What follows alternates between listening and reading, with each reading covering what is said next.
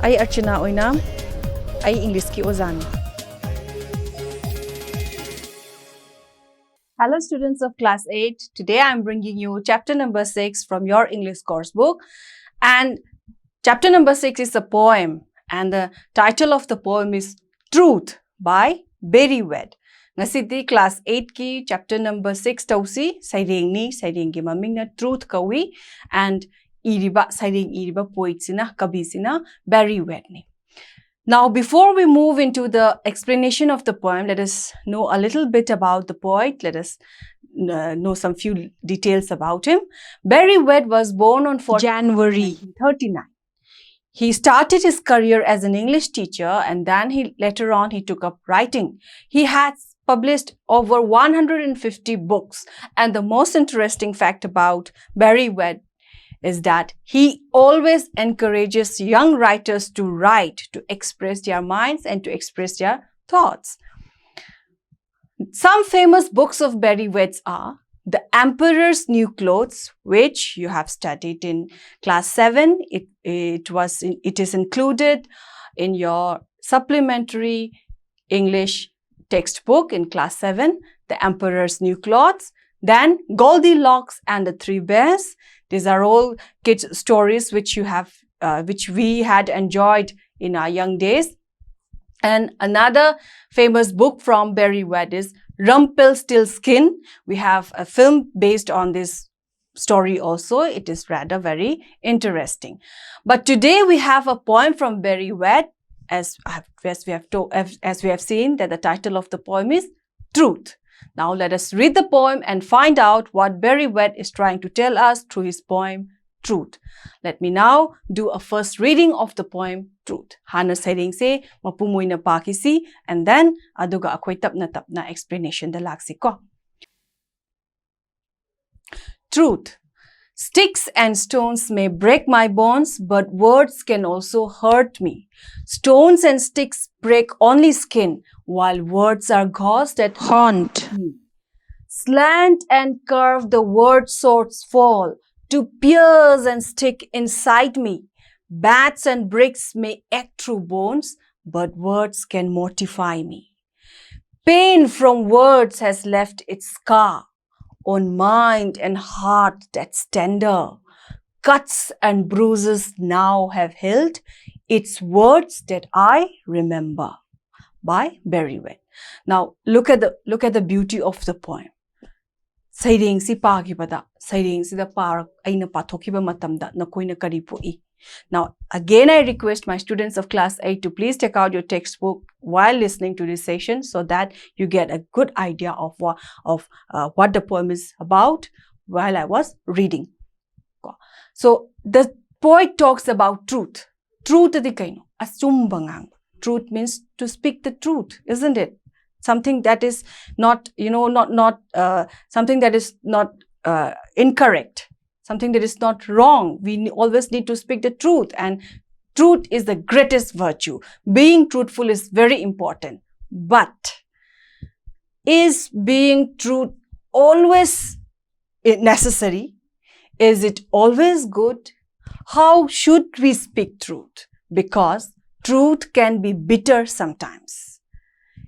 If someone wants to speak the truth, we should always remember that we should speak it very carefully. We should speak the truth, but with good intention of not harming anyone. We should not speak harsh words, even if that harsh word is the truth, because it can deeply hurt the listener.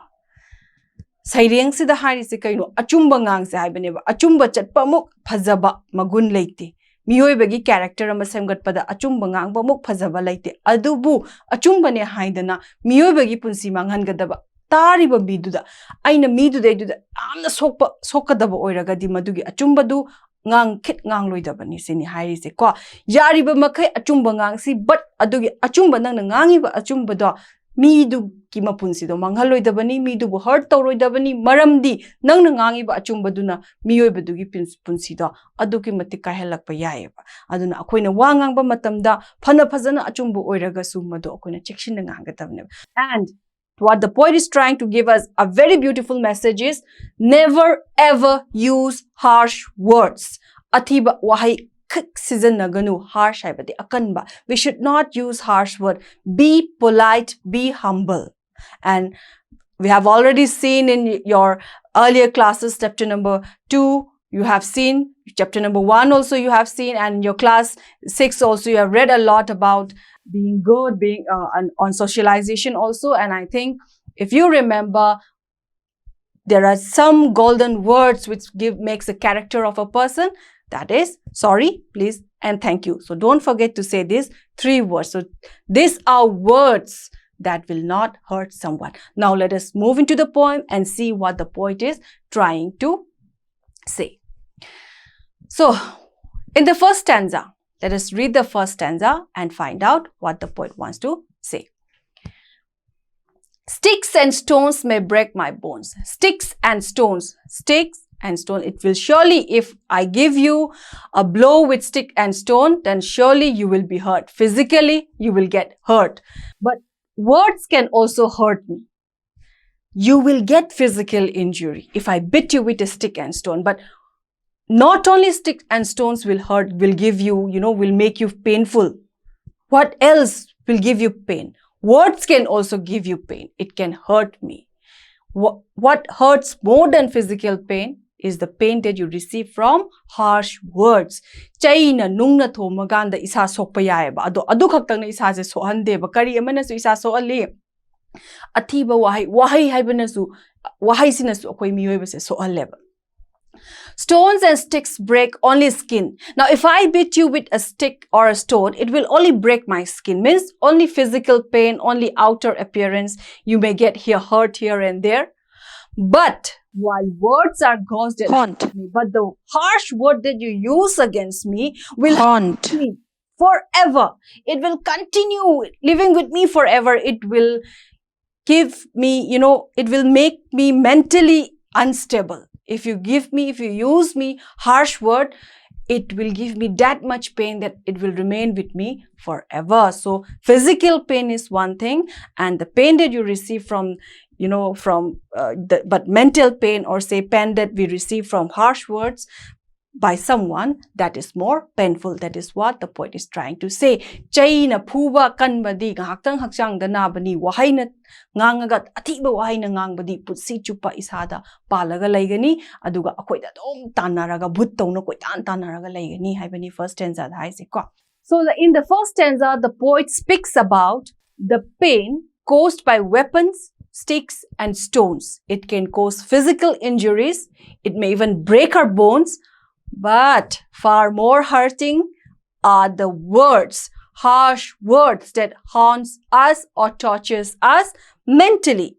If you use harsh words, we become mentally upset. So remember that physical pain, remember that beating you with a stick or stone is which you will just forget. But if you use harsh words against someone, that someone will remember your word forever, and it will continue haunting his life forever. This is what the poet is saying in the first stanza. Now let us move into the second stanza. Slant and curve the word swords fall. Means slant, means not straight. Curve, also not straight. So you see, sharp hurting words, what the poet is trying to say is that, when words fall, it falls like a blow from a sword. Sword means, you all know sword, long thing that we use while in war, isn't it? So sharp hurting words, when we hear sharp hurting words, it is equal to a blow that you receive from a sword, and it pierces and sticks inside me. It can pierce our heart. It can pierce our, our emotions, and that is far more, painful than the physical pain. So words, sharp hurting words can give us blow like equivalent to a blow received from a sword. Bats and bricks may ache through bones. Yes, if you throw bricks, if you beat me with a bat, it will ache my bones. It will pain my bones. But what is far more painful than the blow that we receive from bricks? the pain of harsh words. It can mortify me, means it will give me deep hurt that I will remember it forever. So what the poet is trying to say, let us see in the second stanza. So in the second stanza, the poet is describing the intense pain, the pain caused by bitter words. And what is it compared to? It is compared to that of a blow of a sword. And what does it do?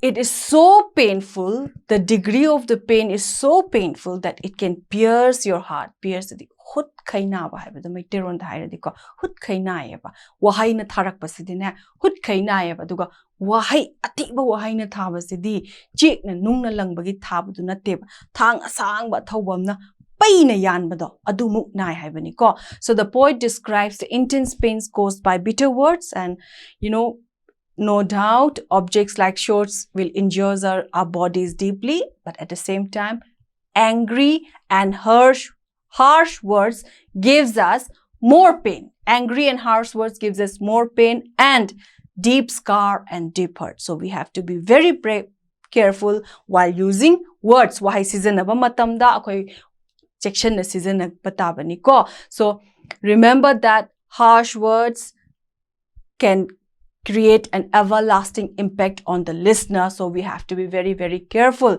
And when we have already discussed that the poet has described that sharp hurting words gives us a blow that is equivalent to the blow of a sword, and it does not fall directly, rather it falls slanting, bent on one side, and that gives more pain, pierceful pain. Now let us look into the third stanza. Pain from words has left its scar. Yes. If I beat you with a brick, if I throw a stone with you, and if you get hurt here, naturally, there will be a scar. Everyone will be able to see the scar. But I'm sure that scar will get healed over time. Am I right?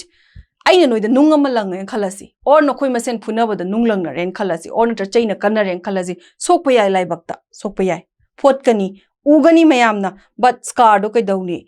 Pagineba, kuron hugini kengineba scar do lehauneba.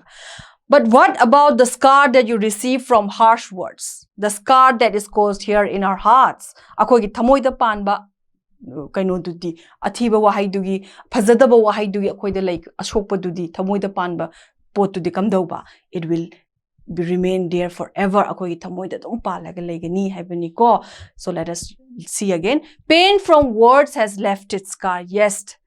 Harsh words will surely leave its scar, not only in our body, but also in our mind, and the effect will be an everlasting effect. Okay. On mind and heart, that's tender. So be careful with words that you use for your children. Be careful for words that you use for the growing minds. Tender means young, new minds. For example, if I continue calling a young boy or a young girl, if I continue saying to him that you are bad, you are bad, you are bad, eventually, at the end, the boy or the girl has been receiving this word bad, bad, bad from a very young age. So he will try to tend to become a bad person. So that is why we have to be very careful with words that we use for children, because their mind and hearts are very young and they adapt to the words that we use for them. So that is why we should be careful. We should always use good, beautiful, then soft words for children also, for growing, especially during the teenage periods. For teenage students, we have to use good words. Angang singda ko inkhalai banaha singda nakoi masen sungaire akoi na nakoi da sungaire wahai athi banangang na bayade maramdi nakoi di chokhala ibani nakoi da angang macha da akoi na phate haragadi ma angang do ki tendency do kai lakani phatta bagi tendency rom da chat khrane ba every time ma mangon da phatte na sum haibiradi ko aduna hariba wahai sing se mind and tender, heart tender oiba means young oiba ngang sing da dia koina phajaba wahai haibi se ba maramdi mado mangon the everlasting impact mangi growth the effect tawdoni ko. Cuts and bruises now have healed. Cuts and bruises now have healed. It's words that I remember. As we have discussed, surely the cuts and wounds that you have in your skin, it will get healed. But what will you remember forever? Words. It may be true, it may be truth, it may be lie, but that will remember forever. So we have to be careful with words that we use. Physically getting hurt is one thing, but getting hurt from harsh words is one thing, because that will remain forever. The scar will remain with us forever. So truth can sometimes kill a person, please remember. And not only truth of harsh words also, how harsh words can be. So we have to be very careful. Now let us see what the third stanza is trying to tell us more again. Damages caused by harsh language is more than the damage caused by physical injury. Please remember this. This is what is being shown in the third stanza. So harsh word causes more damage than any form of physical injury. So it not only damages, it not only causes cuts and bruises in our body, but also in our hearts and in our minds. Both will leave scars. Yes, if I beat you with a stick, it will leave a scar. And at the same time, if I scold you with harsh words, it will leave a scar. But which one will be permanent? The scar that you receive from my harsh words. This is what the poet is trying to say. One will leave an impression or a mark on the body. Okay, if I beat you physically, I will leave a mark, I will leave a scar on your body. But if I beat you with harsh words, that scar will remain, will hurt not only on your body, but on your mind and your heart. This is what is being, reflected in the third stanza.